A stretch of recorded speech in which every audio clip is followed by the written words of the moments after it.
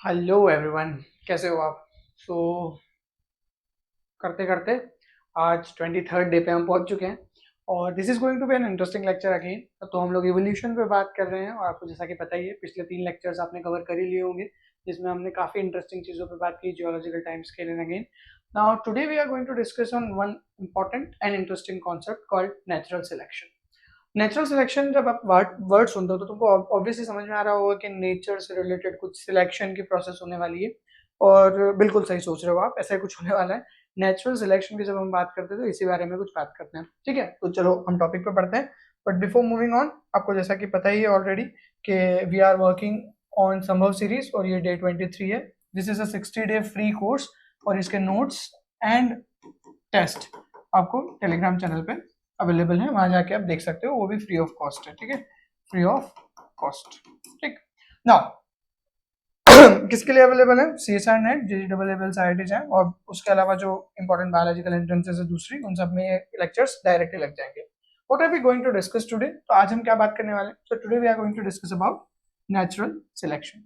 अब natural selection का सीधा बोल के और टॉपिक खत्म हो जाना है तो फिर तो कोई मजा ही नहीं आएगा, फिर क्या मतलब रहा यहाँ पे आने का। तो हम बात करेंगे सबसे पहले डेफिनेशन पे, उसके कुछ फीचर्स पे, देन विल टॉक अबाउट कि नेचर में नेचुरल सिलेक्शन कैसे काम करता है। बहुत छोटा ही टॉपिक होगा, बहुत बड़ा नहीं होगा, बट हाँ इंटरेस्टिंग आएगा। और नेचर में कैसे आपका काम कर रहा है, वो लेवल्स क्या है नेचुरल सिलेक्शन के।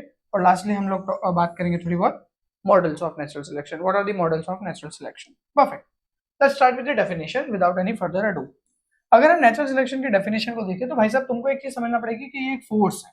It is a kind of a force. ये एक फोर्स है जो इस चीज को इंश्योर करता है या इस चीज को सुनिश्चित करता है कि आपका जो अलील्स हैं किसी पर्टिकुलर एक जीन की, जो अगली वाली जनरेशन में जाने वाली है, आई मीन अगली वाली जनरेशन का जीन पूल बनाने वाली है, उसका डिफरेंशियल कंट्रीब्यूशन रहे।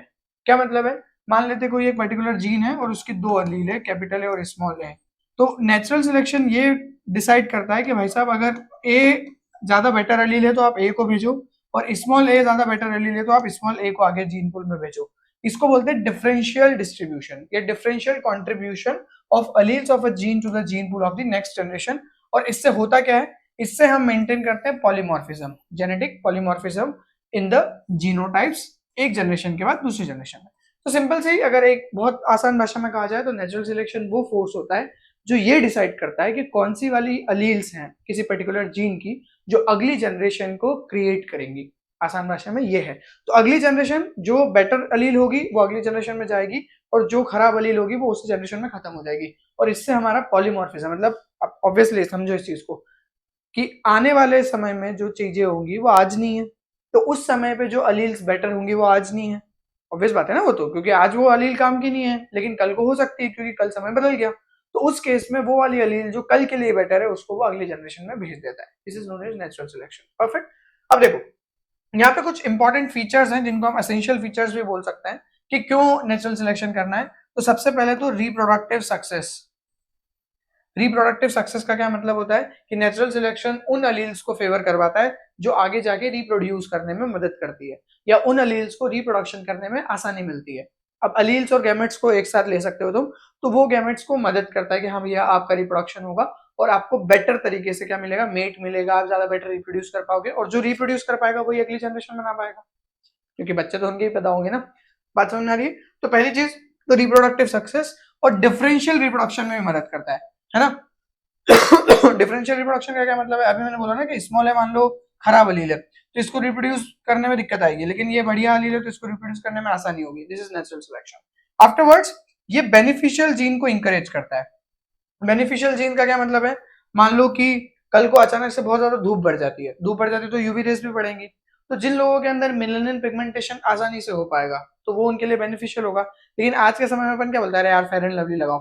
फेयर एंड लवली क्यों लगाओ भैया, कोई दिक्कत ही नहीं है, मेलानिन प्रोडक्शन नॉर्मल बात है, धूप में जाएंगे तो काले होना ही चाहिए, नहीं होगे तो स्किन कैंसर हो जाएगा। तो कहने का मतलब ये है मेरा कि बेनिफिशियल जीन्स किस केस में, उस पर्टिकुलर सिचुएशन में, उस पर्टिकुलर नेचर के केस में कौन से जीन्स बेनिफिशियल है उसको वो फेवर करता है, उनको वो एंकरेज करता है। ये दो मेजर फीचर्स है आपके नेचुरल सिलेक्शन के। इसी में अगर और आगे बढ़ते हैं अपन तो अब थोड़े से कुछ और फीचर्स देख लेते हैं, कुछ इंपॉर्टेंट फीचर्स। और देखो नेचुरल सिलेक्शन जो है वो तो आपका इंडिविजुअल स्पेक्ट कर रहा है, जैसा कि अभी मैंने बताया कि एक इंडिविजुअल फेवर्ड होगा, दूसरा हो सकता है उसके अंदर वो फेवरेबल एलील ना हो तो वो डिसफेवर हो जाए और वो नॉन फेवरेबल कंडीशन की वजह से खत्म हो जाए। बात समझ में आ रही? लेकिन जब हम इवोल्यूशनरी चेंजेस की बात करते हैं तो हमने अभी कुछ दिन पहले, 2 दिन पहले नियो डार्विनिज्म के टर्म्स में पढ़ा था कि इवोल्यूशन का मतलब क्या होता है, change in the allylic frequency in terms of the population. तो ये बात ध्यान रखना कि नेचुरल सिलेक्शन वर्क तो इंडिविजुअल पे करता है, बट जो इवोल्यूशनरी चेंजेस लेके आता है नेचुरल सिलेक्शन, वो आपके एलिलिक फ्रीक्वेंसी के बदलाव की वजह से होते हैं पॉपुलेशन लेवल पे। वेरी इंपॉर्टेंट, पॉपुलेशन लेवल पे। अरे बात समझ में, ये भूलना मत। तो नेचुरल सिलेक्शन होता तो इंडिविजुअल लेवल पे, बट क्योंकि इंडिविजुअल मिलके पॉपुलेशन बनाते हैं, मैंने तुमको बताई थी ये बात, इकोलॉजी में हायरार्की याद होगा। तो क्योंकि आपका पॉपुलेशन एक इंडिविजुअल मिलके बना रहे हैं, तो इंडिविजुअल के अंदर जो बदलाव होंगे वो कम्युनिटी में भी आएंगे और पॉपुलेशन पे भी आएंगे। कम्युनिटी पॉपुलेशन के वो इंटरेक्शन में, कम्युनिटी पे नहीं जाते हुए हम यहीं पे रखते हैं। तो क्यूमुलेटिव चेंजेस होंगे बेसिकली ये। उसके बाद में जो नेचुरल सिलेक्शन के द्वारा इवोल्यूशन होगा, ये इंपॉर्टेंट पॉइंट है, जो नेचुरल सिलेक्शन के द्वारा इवोल्यूशन होगा वो नॉन प्रोग्रेसिव होगा, या जिसको हम बोलते हैं कि प्रोग्रेसिव नहीं होगा, ना ही कोई गोल होगा उसका डायरेक्शन का। क्योंकि देखो डायरेक्टेड क्यों नहीं है, मतलब नॉन प्रोग्रेसिव क्यों है? क्योंकि नेचुरल सिलेक्शन तो उस पर्टिकुलर सराउंडिंग के टर्म्स में कौन बेटर है उसको सिलेक्ट कर रहा है ना सर। मतलब अगर 10 इंडिविजुअल अलग अलग सराउंडिंग में रख देंगे तो अलग अलग लोग सिलेक्ट होंगे फिर। तो उस केस में फिर आप उसको कैसे बोलोगे कि किस डायरेक्शन में जा रहा है ये? बट फिर भी हम डायरेक्शनल सिलेक्शन नाम का एक वर्ड पढ़ेंगे, उस पर बात करूंगा मैं। बट यूजुअली जो इवोल्यूशन हो रहा है उसकी कोई डायरेक्शन नेचुरल सिलेक्शन के द्वारा डिसाइड नहीं की जाती है। नेचुरल सिलेक्शन क्या करता है, भैया हाँ अभी ये स्थिति है, कंडीशन 1 में ये बढ़िया फेवर्ड है तो इनको फेवर कर लो, इनको जिंदा रख लो। कंडीशन बी में ये फेवर है तो इनको जिंदा रख लो। कहने का मतलब ये है, इसलिए इसका हम बोलते हैं कि इट इज नॉट प्रोग्रेसिव और गोल डायरेक्टेड। आफ्टरवर्ड्स जितने भी ट्रेड्स हमारे पास हैं सारे के सारे अडेप्टिव ट्रेड्स नहीं होते। इसका क्या मतलब है? देखो तुमने स्किन कैंसर के बारे में सुना होगा, बहुत इजी एग्जांपल पिक कर रहा हूँ। स्किन कैंसर यूजुअली क्यों होता है? क्योंकि हमारा यूवी के साथ इंटरेक्शन होता है, थायमिन डायमर फॉर्मेशन होता है और उसकी वजह से हमारा क्या होता है, डीएनए रिपेयर मैकेनिज्म खराब होने के कारण स्किन कैंसर की पॉसिबिलिटीज बनती है। ठीक है, अब देखो हम ये बात जानते हैं कि कुछ ऐसे भी एनिमल्स हैं जो आपके यूवी से उनको कोई फर्क ही नहीं पड़ता है, वो यूवी को देख भी सकते हैं, और दूसरी चीज कि यूवी से उनको ये दिक्कत नहीं आ रही, थायमिन डायमर फॉर्मेशन हो सकता है उनके अंदर, बट वो यूवी को देख सकते हैं तो उससे बच सकते हैं। हमारे अंदर भी अगर मॉडिफिकेशन हो जाए कि हम भी यूवी को देख सके, अरे यार यहाँ से यूवी आ रही है तो हम इसको चलो चेंज कर लेते हैं, या हम कुछ करते हैं, मतलब सनलाइट में यूवी है वो मैं मानता हूँ, लेकिन हम उसको देख सके कि कितनी है, तो फिर ये तो बेटर है ना। तो कहने का मतलब यहाँ पे ये है कि हम अमाउंट नहीं देख सकते ना यूवी का, लेकिन अगर ये अडेप्टेशन हो जाए तो हमारे लिए बेटर है। बट होता है क्या? Answer is no. Why? Because हमारे जो ये वाले जीन्स है जो हमारे विजन और इनको डिसाइड कर रहे हैं, ये नॉन अडेप्टिव है।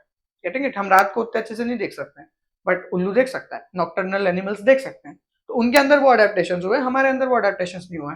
और इसको हम लोग बोलते हैं genetic constraints.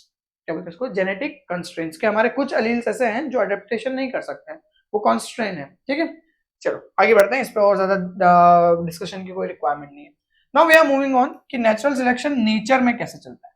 What is the natural selection in nature? तो इसके बहुत सारे एग्जांपल है, मैंने कुछ पिक किए यहाँ पे।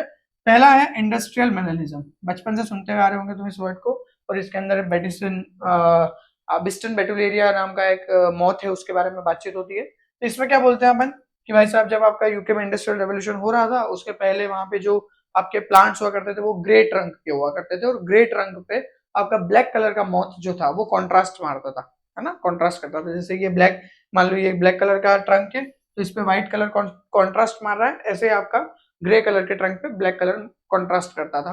तो कॉन्ट्रास्ट करने की वजह से ब्लैक कलर के मॉथ्स को कंज्यूम किया जाता था। लेकिन क्या हुआ फिर धीरे धीरे इंडस्ट्रियल रेवोल्यूशन के कारण सारे ट्रीज के जो बाग्स थे वो क्या हो गए, काले हो गए। काले हो गए तो काले होने की वजह से क्या हुआ, आपका जो काले वाले मॉथ्स थे वो कैमोफ्लेज होने लगे, और जो ग्रे वाले मॉथ्स थे वो डायरेक्ट दिखने लगे। क्योंकि अब उल्टा हो जाएगा ना, अगर व्हाइट पे मैं काले से बनाऊंगा तो वो कॉन्ट्रास्ट करेगा, तो उस केस में ग्रे के ऊपर ब्लैक का कॉन्ट्रास्ट आया, और उस वजह से आपका क्या हुआ, ग्रे वाले मॉथ्स जो थे वो दिखने लगे और उनका कंजम्पशन होना शुरू हो गया। तो यहाँ पे क्या हुआ, सिलेक्शन हुआ ना। पहले आपका कैसा था अरेंजमेंट, ग्रे वाला अरेंजमेंट था तो आपका ग्रे वाले बचे हुए थे, बट जैसे ब्लैक वाला अरेंजमेंट हुआ पॉल्यूशन की वजह से तो ब्लैक वाले बचने लगे। That is your industrial melanism related to your Biston betularia. फिर आपका आता है रेजिस्टेंस टू पेस्टिसाइड्स, डीडीटी, और स्पेसिफिकली इन मॉस्किटोज। इंसेक्ट्स के लिए आप मॉस्किटोज भी ले सकते हो। तो मॉस्किटोज में क्या था कि शुरुआत में जब हमने डीडीटी को इंट्रोड्यूस किया मॉस्किटो को किल करने के लिए तो बहुत अच्छा रिजल्ट आया, बहुत सारे मॉस्किटोज खत्म हो गए। बट उनके अंदर, उस पॉपुलेशन के अंदर कुछ ऐसे इंडिविजुअल्स रहे होंगे जो डीडीटी से रेजिस्टेंट होंगे। बट उनका रेजिस्टेंट पता कब चलेगा? जैसे तुमको मैं एक एग्जांपल दूं कि मेरे पास एक कपड़ा है और वो कपड़ा जो है वो जलता नहीं है, मतलब आप जलता ही नहीं है वो, तो तुम मानोगे कैसे? तुम बोलोगे आग लगा के बताओ इसमें, और अगर मैंने आग लगाई और नहीं जला तो मान ली बात, लेकिन अगर जल गया तो मैं झूठ बोल रहा था। सेम केस यहाँ पे भी है कि आपका जब तक मॉस्किटो के अंदर रेजिस्टेंस है किसी पर्टिकुलर, यहाँ पे हम लोग डीडीटी की बात करें तो डीडीटी के लिए रेजिस्टेंस है, वो पता कब चलेगा? जब डीडीटी के कॉन्टेक्ट में आएगा। तो जब हमने बहुत लार्ज स्केल पे डीडीटी डाला तो जो नॉन रेजिस्टेंट मॉस्किटोज थे वो तो मर गए, लेकिन जो रेजिस्टेंट वाले थे वो जिंदा रह गए। तो ये एक तरह का क्या हुआ, उनके ऊपर सिलेक्शन प्रेशर पड़ा, उनकी पॉपुलेशन बिल्कुल ऐसी क्रंच हो गई, लेकिन जितने बचे वो सारे के सारे कैसे थे? Resistant to the DDT. And इस वजह से फिर अब क्योंकि वो जब बच्चे पैदा करेंगे अब उनके ऊपर तो केमिकल का असर ही नहीं पड़ रहा ना, अब वो रेजिस्टेंट टू द डीडीटी है तो उनके ऊपर केमिकल का असर नहीं पड़ रहा है। अब आप केमिकल डाले जा रहे हो लेकिन वो तो ग्रो होते जा रहे हैं, तो वापस से पॉपुलेशन सेटअप हुई। अब जो पॉपुलेशन सेटअप हुई वो सारे किसके बच्चे थे? एग्जैक्टली डीडीटी रेजिस्टेंट मॉस्किटोज के। ये भी नेचुरल सिलेक्शन का एग्जांपल। परफेक्ट। नेक्स्ट आ जाते हैं अपन antibiotic resistance in bacteria. Perfect. अब इसके अंदर भी बहुत इंटरेस्टिंग बात है। बैक्टीरिया के अंदर जो सबसे पहले एंटीबायोटिक अपन ने यूज की थी वो कौन सी थी? इट वाज पेनिसिलिन, है ना, पेनिसिलिन। और पेनिसिलिन कैसे बैक्टीरिया की ग्रोथ को रोकती है जरा बता दो क्या कमेंट में, कैसे करके अपन रोक सकते हैं उसको? तो उस तरीके से हमने इसको यूज किया था, पर कुछ समय बाद बैक्टीरिया रेजिस्टेंट हो गया। बैक्टीरिया रेजिस्टेंट हो गया तो उसके बाद में फिर अगली एक और ये यूज करी हमने एंटीबायोटिक, जिसको हम बोलते हैं क्लोरामफेनिकोल। इसका भी मैंने वर्किंग तुमको बताई है, इसी संभव सीरीज में भी बताई है, तो ये भी तुम कमेंट में बताना कि कैसे ये वर्क करती है। और उसके बाद ये भी खत्म हो गई, ये फर्स्ट के ग्रेड पे लगाई तो भी कुछ काम नहीं कर पाई, ये सेकंड ग्रेड पे इससे भी रेजिस्टेंस आ गया बैक्टीरिया में, और उसके बाद तीसरी एक और लगाई जिसको आज हम यूज करते भी हैं, सिफ्रोफ्लक्सेक्सिन। तो सिप्रोफ्लक्सेक्सिन लगाने पे अब हम थर्ड ग्रेड की एंटीबायोटिक तक जा चुके हैं। तो लगातार बैक्टीरिया क्या कर रहे हैं, हमको अपने आप को वो रेजिस्टेंट बनाते जा रहे हैं, और यहाँ पे आर्म रेस चल रहा है होस्ट और पैरासाइट के बीच में। ऐसा ही कोविड में भी हुआ था, हमने वैक्सीन यूज करी, कोविड बोले मैं एक नया स्ट्रेन लेके आऊंगा, हमारी वैक्सीन काम कर गई, कुछ लोगों की नहीं करी, समझ लो ना, कुछ लोगों की। तो कहने का मतलब ये है कि कुछ लोगों की नहीं कर पाई, तो उस वजह से फिर उनको वापस से कोविड में देखना पड़े अलग अलग लॉकडाउन वगैरह और ये सब। Getting it? एक इंटरेस्टिंग एग्जाम्पल और होता है सिकल सेल एनीमिया का। सिकल सेल एनीमिया के एग्जांपल की अगर अपन बात करें तो सिकल सेल एनीमिया तुमको ऑलरेडी शायद पता ही होगा कि ये आपका एक तरह का बहुत ही इंटरेस्टिंग केस है, जिसके अंदर अलग अलग तरीके के को डोमिनेंट, इनकम्प्लीट डोमिनेंट और आपका डोमिनेंट रिसेसिव का कंडीशन देखने को मिलता है। सिकल सेल एनीमिया में यूजुअली एक इंटरेस्टिंग कॉन्सेप्ट होता है जिसको हम बोलते हैं हेट्रोजाइगस एडवांटेज, जिसको हाइब्रिड वाइगर भी बोला जाता है, हेट्रोजाइगस एडवांटेज। इसको थोड़ा सा समझ लेते हैं फिर आगे बढ़ते हैं। देखो, हमारे पास में दो अलील्स पॉसिबल हो सकती है हीमोग्लोबिन के लिए, और इसके केस में हमारा पूरा हीमोग्लोबिन बनता है। तो HbA और HbS, ये सिकल सेल वाला हीमोग्लोबिन के लिए कहा जाता है, और ये वाला अडल्ट हीमोग्लोबिन के लिए कहा जाता है जो नॉर्मल होता है। ठीक है, आसान भाषा में। अब यहाँ पे अगर कोई ऐसा इंडिविजुअल है, तो पहले तो समझ लो सिकल सेल एनीमिया होता कहाँ है। सिकल सेल एनीमिया आपका इस जगह पे होता है जहाँ पे बहुत ज्यादा मलेरिया के चांसेस होते हैं। ठीक है, ये बहुत खतरनाक बीमारी है क्योंकि इसके अंदर आपका जो आरबीसी है, आरबीसी, उसका शेप कुछ इस तरीके का हो जाता है, सिकल शेप, और इस वजह से इसमें ब्रेकेज होने शुरू होते हैं और इस वजह से हीमोलाइटिक एनीमिया का कंडीशन डेवलप होता है। कोई बात नहीं, मान लिया तक की बात। अब ये जो कंडीशन पूरी की पूरी डेवलप हो रही है तो फिर ये अभी तक जिंदा कैसे है ये लोग, और अगर ये इस तरह की कंडीशन डेवलप कर रही है तो सिकल सेल एनीमिया अभी तक पॉपुलेशन में सर्वाइव कैसे कर रही है? क्योंकि इसको तो खत्म हो जाना चाहिए था अब तक, ये तो इतनी खराब बीमारी है। लेकिन ये खत्म इसलिए नहीं हो पाती है क्योंकि जब आपका HbA HbS कंडीशन बनती है, अब ये ध्यान से सुनना, हाँ, और यहाँ पे HbA लिख रहा हूं मैं, ये नॉर्मल इंसान है, ये HbA HbS हेट्रोजाइगस है, और ये HbS HbS ये सिकल सेल्ड है। ये तो ज्यादा जिंदा नहीं रह पाएंगे, अर्ली एज में ही मर जाते हैं बेचारे ये तो, जिनके पास में होमोजाइगस रिसेसिव कंडीशन डेवलप होती है। लेकिन जो ये हाइब्रिड है HbA HbS वाला, ये मलेरिया से भी बचा रहता है क्योंकि मलेरियल पैरासाइट जो है वो इस सिकल सेल आरबीसी में ग्रो नहीं कर सकता है, और तुमको शायद पता होगा मलेरिया की लाइफ साइकिल में ही चलती है आपके आरबीसी में, है ना। तो मलेरिया इससे भी जिंदा रहते हैं ये, और इसके अंदर जो सिकल सेल एनीमिया का इम्पैक्ट है वो भी कम होता है क्योंकि दोनों अलील खराब नहीं है। इस वजह से इसको बोलते हैं हम लोग हेट्रोजाइगस एडवांटेज मिलता है। और HbHb तो नॉर्मल है, इनको मलेरिया होगा, है ना, जो हम लोग हैं हमको मलेरिया होता है। तो अफ्रीकन बेल्ट में ज्यादातर देखने को मिलती है बीमारी, और वहां पे हमने ये चीज नोटिस करी कि भैया इनको हेट्रोजाइगस एडवांटेज मिलता है। ये भी आपका नेचुरल सिलेक्टेड है दोनों। भैया जब हेट्रोजाइगस रहोगे तो बढ़िया जिंदा रहोगे, बहुत ज्यादा अच्छा तो नहीं रहेगा क्योंकि सिकल सेल का ऑब्वियसली इंपैक्ट आएगा। पॉइंट समझ में आया? देन लास्ट वाला G6PD मलेरिया, ये भी इंटरेस्टिंग पॉइंट है। तो ग्लूकोज 6 फॉस्फेट डिहाइड्रोजनेज नाम का एक एंजाइम होता है जो कोई बायोकेमिकल पाथवे चलाता है। कमेंट में बता सकते हो तुम, अगर तुमको पता है तो कौन सा बायोकेमिकल पाथवे चलाता है ये। और ये जो बायोकेमिकल पाथवे चलाता है उससे हम लोग NADPH का रीजनरेशन और सारा पूरा मेटाबॉलिज्म करते हैं। अब ये जो NADPH है ये आपका मलेरियल पैरासाइट का एक फूड सोर्स है, जब ये आपका कहाँ होता है, आरबीसी के अंदर होता है। अगर किसी के अंदर ग्लूकोज 6 फॉस्फेट डिहाइड्रोजनेज की डेफिशिएंसी है तो वो NADPH का प्रोडक्शन वगैरह नहीं कर पाते हैं, और इस वजह से आपका क्या होता है, मलेरियल पैरासाइट को खाना ही नहीं मिलता है आरबीसी के अंदर, और उसकी ग्रोथ जो होती है वो बहुत स्लो हो जाती है, और एट द एंड वो वहां पे ग्रो नहीं कर पाता है। इस वजह से भी मलेरिया नहीं हो पाता है, जिनको G6PD का क्या होता है, डेफिशिएंसी होता है। ये इंपॉर्टेंट पॉइंट याद रखना है। ओके, ये बात खत्म हुई अपनी। अपन और आगे बढ़ते हैं। अब हम समझ लेते हैं कि किस लेवल पे उसके अरेंजमेंट हो सकते हैं काय के आपके नेचुरल सिलेक्शन के। तो एक होता है जेनिक सिलेक्शन, जब आपके गैमेट, तो एक गैमेट जो होता है उसके अंदर प्रेफरेंशियल सर्वाइवेबिलिटी आ जाती है। क्या मतलब है इसका, मान लो जैसे ये वही कैपिटल ए स्मॉल ए वाला एग्जांपल लूंगा मैं। यहाँ पे दो गैमेट बने, एक कैपिटल ए वाला और एक स्मॉल ए वाला। मान लेते हैं कि कैपिटल ए वाला जो है वो थोड़ा सा कम ताकतवर है, तो ये आपका लॉस पे है और इसको प्रॉफिट है। तो अब क्या होगा, ये वाला गैमेट क्योंकि प्रॉफिट पे है तो ये ज्यादा बच्चों को पैदा कर पाएगा, और ज्यादा बच्चों को पैदा कर पाएगा, इस वजह से सेग्रीगेशनल डिस्टॉर्शन होगा। सेग्रीगेशनल डिस्टॉर्शन मतलब जो आने वाली जनरेशन होंगे उनमें स्मॉल ए स्मॉल ए स्मॉल ए स्मॉल ए स्मॉल ए ये ज्यादा बनेंगे। क्यों, क्योंकि फर्टिलाइजेशन जो है वो किसका है, फर्टिलिटी सक्सेस किसकी ज्यादा है, स्मॉल ए वाले की ज्यादा है। इसको बोलते हैं जेनिक सिलेक्शन। जेनिक सिलेक्शन के बाद में आता है आपका गैमेटिक सिलेक्शन। तो यहाँ पे अलील के बेसिस पे हम लोगों ने गैमेट सिलेक्शन किया, यहाँ पे हम लोग गैमेट के बेसिस पे कर रहे हैं। अब गैमेट क्या होता है, आप जानते हो कि हैप्लॉइड होता है। अब हैप्लॉइड के अंदर जो सिलेक्शन का इंपैक्ट होता है ना वो ज्यादा आता है। अब मान लो कि यहाँ पे जो मैंने अभी तक बोला था कि ये स्मॉल ए जो है ये प्रॉफिट वाली अलील है, अब मैं बोल रहा हूँ कि स्मॉल ए जो है ना ये डिलीटेरियस अलील है। डिलीटेरियस अलील है मतलब इसके हार्मफुल इंपैक्ट होंगे अगर ये प्रेजेंट होगी तो अगर डिलीटेरियस रिसेसिव अलील आएगी तो वो फट से एलिमिनेट हो जाएगी, क्योंकि ये ज्यादा फर्टिलाइज ही नहीं कर पाएंगे तो खत्म हो जाएंगे। दूसरा केस लो, अगर ये लीथल रेसेसिव अलील हो गई, कि अगर कहीं पे स्मॉल ए एक साथ आ गए तो ये रेसेसिव लीथल है, इसका मतलब ये मर ही जाएंगे। तो अगली जनरेशन में जितने भी स्मॉल ए वाले कॉम्बिनेशन बनेंगे वो सब क्या होंगे, eliminate from the generation. But ध्यान रखना, अब तुम एक बात ध्यान रखना कि ये लीथल रेसेसिव अलील होने के बाद भी ये पॉपुलेशन में सस्टेन कर सकती है इन केस ऑफ हेट्रोजाइगस। इसके अंदर स्मॉल है तो सही, बट ये कभी भी एक्सप्रेस नहीं कर पाएगी कैपिटल ए की वजह से। इस वजह से अगर कभी सवाल ऐसा आ जाता है कि रेसेसिव लीथल अलील क्या पॉपुलेशन में सस्टेन नहीं करती है, आंसर है नो, कर पाती है। कैसे कर पाती है, वाया हेट्रोजाइगस कंडीशन। ठीक है, फिर आ जाता है अपन जाइगोटिक सिलेक्शन के ऊपर। जाइगोटिक सिलेक्शन की अगर बात करें तो इसमें जाइगोट के लेवल पे सिलेक्शन होता है, और इसके अंदर जो इन्फ्लुएंस होते हैं वो तीन होते हैं। एक तो ऑर्गेनिज्म की वायबिलिटी, कितना जिंदा रहने की क्षमता है उसकी, उसके बेसिस पे आपका जाइगोटिक सिलेक्शन होता है कि बेटर जाइगोट बना है या थोड़ा सा कमजोर जाइगोट बना है। मेटिंग सक्सेस, अब जिसका बेटर जाइगोट बनेगा वो क्या होगा, बड़ा होगा। बड़ा होगा तो वो मेटिंग सक्सेस मतलब मेट करने के लिए कोशिश करेगा। तो जितना बेटर जाइगोट आपका डेवलप हुआ होगा, मतलब जितना बेटर जेनेटिक कॉम्पोजिशन जाइगोट का होगा, उतने बेटर तरीके से उसके मेटिंग सक्सेस निकल के आएंगे। और एट द एंड उसका बायोटिक पोटेंशियल, ये वर्ड मैंने पहले बताया है, बायोटिक पोटेंशियल पॉपुलेशन इकोलॉजी में जाके देखना, उसको बोलते हैं हम लोग फिकंडिटी। तो फिकंडिटी आपका क्या होगा अल्टीमेटली, इससे पूरा का पूरा जाइगोटिक सिलेक्शन डिसाइड होता है। तो जाइगोटिक सिलेक्शन का सीधा सीधा मतलब है कि मेटिंग सक्सेस कितनी बेटर है, वही जाइगोट बनाएंगे आगे जाके। कितना जिंदा रह सकता है तो वो आगे मेटिंग करेगा, और मेटिंग करने के बाद में फिकंडिटी।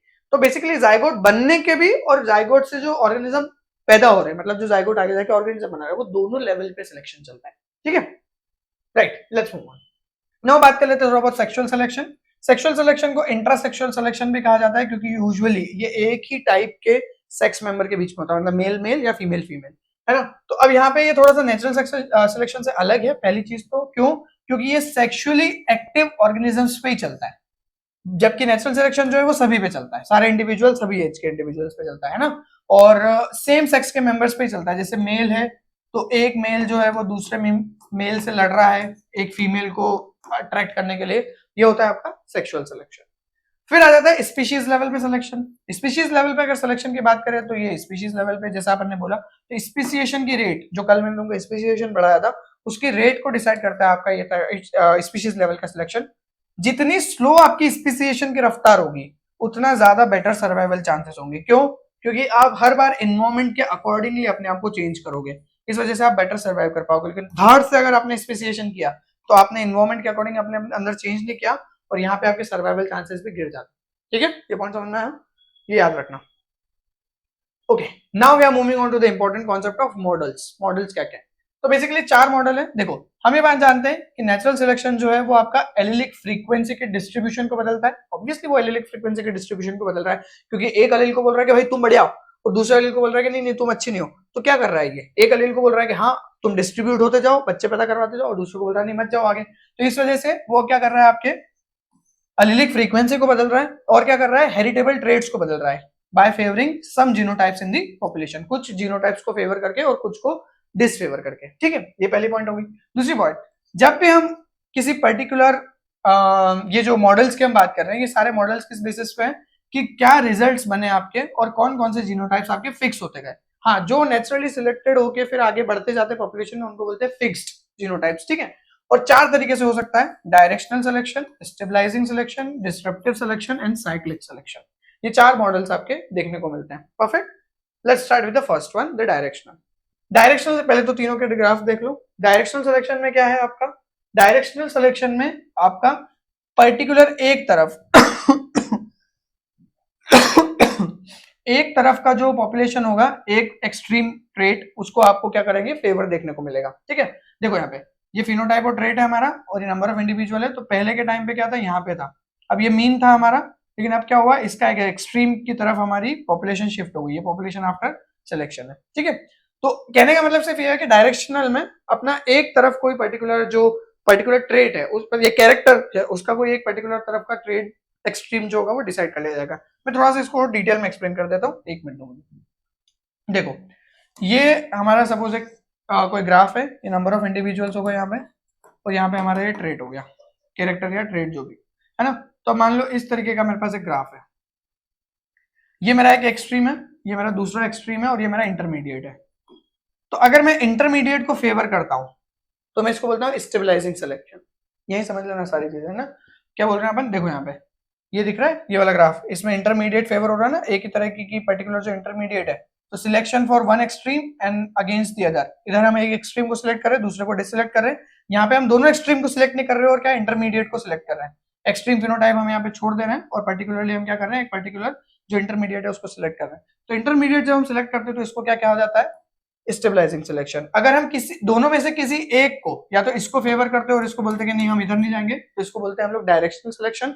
और अगर हम क्या करते हैं, हम इन दोनों को फेवर करते हैं, मतलब दोनों एक्सट्रीम्स को फेवर करते हैं और इसको बिल्कुल गिरा देते हैं, मतलब इंटरमीडिएट बिल्कुल फेवर नहीं करते हैं, ये बिल्कुल खत्म हो गया अपने लिए, तो इसको हम बोलते हैं डिसरप्टिव सिलेक्शन। अरे बस समझ में, गेटिंग इट। देखो यहाँ पे यही ग्राफ होंगे। पहला चीज देखो, डायरेक्शनल सिलेक्शन में हम एक डायरेक्शन में जा रहे हैं, स्टेबलाइजिंग सिलेक्शन में हम इंटरमीडिएट को क्या कर रहे हैं, फेवर कर रहे हैं और दोनों एक्सट्रीम्स को दबा रहे हैं। और यहाँ पे जब हम आ रहे हैं डिसरप्टिव पे, तो आपका जो इंटरमीडिएट है वो कम होता जा रहा है नंबर में, और जो आपके एक्सट्रीम्स हैं वो क्या होते जा रहे हैं, बढ़ते जा रहे हैं। अरे बात समझ में, इसको थोड़ा डिटेल में समझते हैं। चलो आप देखो डायरेक्शनल की बात करते हैं। डायरेक्शनल सिलेक्शन की अगर अपन बात करें तो इसमें क्या करता है, आपका जो नेचर होता है एक एक्सट्रीम को फेवर करता है, और आपका इस वजह से दूसरा वाला जो होता है वो वहां से क्या होता है, एलिमिनेट हो जाता है। Getting it. जैसे मान लो काले गोरे दो समझ लो, तो अगर आज ऐसा नेचर हो जाए कि बहुत गर्मी पड़ने लग जाए और सिर्फ काले लोग जो हैं वो फेवर होने लगे, तो गोरे लोग सब मर जाएंगे, स्किन कैंसर से मर जाएंगे, या उनको इसकी बीमारियां इतनी हो जाएंगी कि वो धीरे धीरे करके खत्म हो जाएंगे। ये बहुत ब्रॉड लेवल पे मैंने एग्जांपल दिया है, तुम इसको धीरे धीरे करके रिलेट कर सकते हो। दूसरी चीज, ये हमेशा प्रोग्रेसिव इवोल्यूशन लाता है। क्यों प्रोग्रेसिव इवोल्यूशन लाता है, वही एग्जांपल कैरी फॉरवर्ड करता हूँ। मान लो काले लोग जो है उनके लिए इन्वायरमेंट सही है अभी, तो अब क्या होगा, धीरे धीरे काले लोग जो है उनके लिए फेवरिंग होगा इन्वायरमेंट, तो अब क्या होगा, हर बार अगली पॉपुलेशन भी काले लोगों की बनेगी, और धीरे धीरे पूरी पॉपुलेशन पूरी ब्लैक पॉपुलेशन हो जाएगी, जैसे अफ्रीकन कंट्रीज में या हमारे सदर्न इंडिया में होता है, क्योंकि वहां पे वो फेवर्ड है। Getting it. देन अब इसका एग्जांपल एक तो इंडस्ट्रियल मैनरिज्म, मैंने ऑलरेडी एक्सप्लेन कर दिया है कि एक टाइप का मौत जो था वो फेवर होने लगा, और हॉर्स और मैन का जो इवोल्यूशन है वो भी तो यही एग्जैक्टली है। अगर तुमने हॉर्स और मैन का इवोल्यूशन पढ़ा तो तुम समझ पाओगे मैं क्या बोल रहा हूँ। Getting it. नाउ ये तो हुआ डायरेक्शनल सिलेक्शन। उसके बाद आ जाते हैं अपन स्टेबलाइजिंग सिलेक्शन पे। स्टेबलाइजिंग सिलेक्शन में मैंने तुमको बोला था कि एवरेज और इंटरमीडिएट फिनोटाइप को यहाँ पे फेवर किया जाता है ना। ये हमेशा अनचेंजेबल इन्वायरमेंट में चलेगा, ऐसा इन्वायरमेंट जिसको चेंज नहीं किया जा रहा है या जो चेंज हो नहीं रहा है, उस केस में आपका क्या चलेगा, स्टेबलाइजिंग इन्वायरमेंट चलेगा। जैसे एक एग्जांपल है इसके अंदर, मोर्टेलिटी ऑफ बेबीज या बर्थ वेट के बेसिस पे। तो मान लो यहाँ पे हमारे पास में एक ग्राफ है, और यहाँ पे बहुत दुबले पतले जो इंडिविजुअल्स बेबीज होंगे वो भी मर जाएंगे, और बहुत मोटे जो बच्चे होंगे वो भी अच्छे से जिंदा नहीं रह पाएंगे, लेकिन जो इंटरमीडिएट लेवल में होंगे वो बहुत बेटर तरीके से अपना सर्वाइवल देंगे। और क्योंकि एनवायरमेंट चेंज नहीं हो रहा, हॉस्पिटल का एनवायरमेंट हम एक जैसा मेंटेन कर रहे हैं, इस वजह से हम बोलते हैं कि भैया आपका यहाँ पे क्या होगा, स्टेबलाइजिंग सिलेक्शन होगा। फिर आता है अपना डिसरप्टिव सिलेक्शन। डिसरप्टिव सिलेक्शन हम जानते हैं कि चेंजिंग एनवायरमेंट में बदलेगा। चेंजिंग एनवायरमेंट क्यों? क्योंकि आपका स्टेबलाइजिंग जो मतलब स्टेबलाइजिंग का जस्ट उल्टा समझ लो डिसरप्टिव को, क्योंकि ग्राफ भी उल्टा होने वाला है। यहाँ पे हम इसको बढ़ा रहे हैं, यहाँ पे हम ये घट जाएगा डिसरप्टिव में, और ये जो नीचे घट रहे थे स्टेबलाइजिंग में वो ऊपर बढ़ने लगेंगे डिसरप्टिव में। कहने का मतलब सिर्फ यही है कि ये अनचेंजिंग एनवायरमेंट में चलता है, इसलिए मैंने इन दोनों को एक ही स्लाइड पे रखा है। और आपका डिसरप्टिव जो है वो चेंजिंग एनवायरमेंट में चलता है। यहाँ पे एक्सट्रीम वैल्यूज जो होती है उनके हाईएस्ट फिटनेस के चांसेस होते हैं, रिप्रोडक्टिव फिटनेस ऑब्वियसली, और इस वजह से आपका क्या करते हैं, ये डाइवर्सिफिकेशन को इंट्रोड्यूस करते हैं। क्यों? क्योंकि हर बार जब आपका एक्सट्रीम सिलेक्ट होंगे तो आप नई नई वेराइटीज पैदा कर पाओगे, और इसी वजह से डाइवर्सिफिकेशन आएगा। Getting it? इसको हम लोग बोलते हैं डिसरप्टिव सिलेक्शन।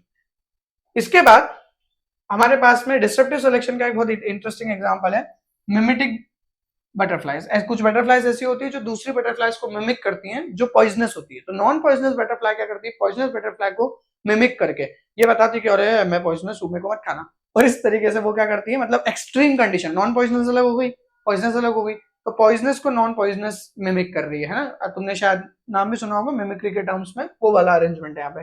फिर एक होता है शेल कलर लिम्पेट्स में।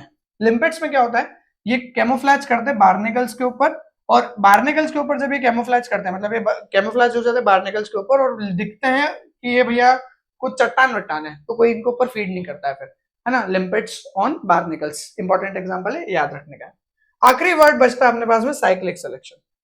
और साइक्लिक सिलेक्शन की अगर बात करी जाए तो देखो, जब एनवायरमेंट स्टेबल नहीं होगा ना, अब क्योंकि एनवायरमेंट स्टेबल नहीं है तो लगातार उसके अंदर फ्लक्चुएशन आ रहे हैं, तो उस वजह से हमारा सिलेक्शन मतलब जो इंडिविजुअल्स को फेवर होंगे वो भी फ्लक्चुएट होंगे, और इस वजह से अगली जनरेशन मतलब one generation to next generation क्या होगा, लगातार फ्लक्चुएशन चलते ही रहेंगे, और इस वजह से कोई पैटर्न नहीं आएगा, और इस वजह से हम कहेंगे कि भैया ये तो साइक्लिंग चल रही है, पहले ये फेवर हुआ, फिर ये फेवर हुआ, फिर से ये फेवर हो गया, फिर से ये फेवर हो रहा है, इस तरीके से आपके साइक्लिक सिलेक्शन डेवलप होता है। फ्रीक्वेंसी डिपेंडेंट सिलेक्शन भी होता है, जिसके अंदर हम फ्रीक्वेंसी देखते हैं कि क्या पॉपुलेशन फ्रीक्वेंसी आ रही है, वो भी देख के हम अलीलिक फ्रीक्वेंसी के बेसिस पे भी काम करते हैं। वो आज डिस्कस नहीं कर रहे हैं, टाइम का थोड़ा सा कंस्ट्रेंट इस चीज को लेते हुए। ठीक है, तो आज की कहानी यही खत्म कर रहे हैं। कल मैं तुम लोगों को एक इंटरेस्टिंग कॉन्सेप्ट पढ़ाऊंगा जिसको हम कहते हैं अल्ट्रुइज्म या किन सिलेक्शन, है ना। इसमें एक इंटरेस्टिंग कॉन्सेप्ट आएगा हैमिल्टोनियन रूल के बारे में, और देखते हैं क्यों चाचा जी अपनी बच्चे को बचाते हैं या नहीं बचाते, या जो भी इंटरेस्टिंग पॉइंट होंगे इसके अंदर, will be talking about that as well. So with that note I conclude this lecture here only. आपने मुझे इतना समय दिया उसके लिए थैंक यू वेरी मच। ये एक डायग्राम और है जिसमें मैंने तीनों चीजों को समराइज कर दिया है।